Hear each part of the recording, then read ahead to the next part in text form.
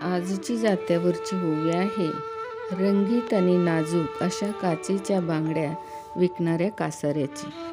पाहूया ती या ओवीतून काय म्हणते. कासार नव्ह काही पिरतीचा मायबाप, चुडा भरायाला त्याच्या हाती दिला हात.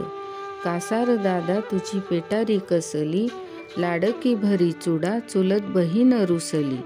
कासार बाबा उघड तुझ्या पेटाऱ्याचा फासा, बाई भरील चुडा मनाला येईल तसा. कासार बाबा इथं कशाला दिलं पाल, आता माझी मैना सासरला गेली काल. या ओवीची जडणघडण जणू काही सरोजिनी नायडू यांच्या द बँगल सेलर या कवितेसारखी वाटते.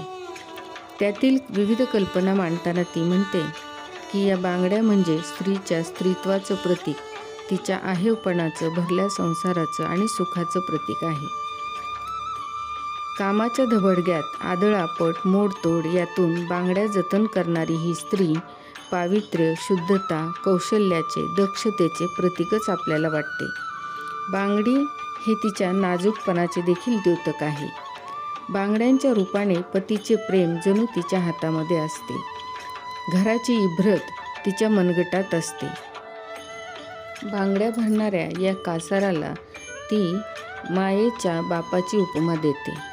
त्याचबरोबर त्यांनी त्याच्या पेटीमध्ये आणलेल्या बांगड्या ह्या तिच्या लेकीला भरायच्या आहेत. तिच्या जसा मनाला येईल तसा चुडा भरायला ती सांगते आहे. तर एका ओवीमध्ये ती अशीही खंत व्यक्त करते की तू तर आज एवढ्या छान बांगड्या घेऊन आलास, परंतु माझी मुलगी मात्र कालच सासरला गेली. अशा प्रकारे आजच्या या जात्यावरच्या ओवीमधून बांगड्यांची किणकिण आपल्याला ऐकू येते.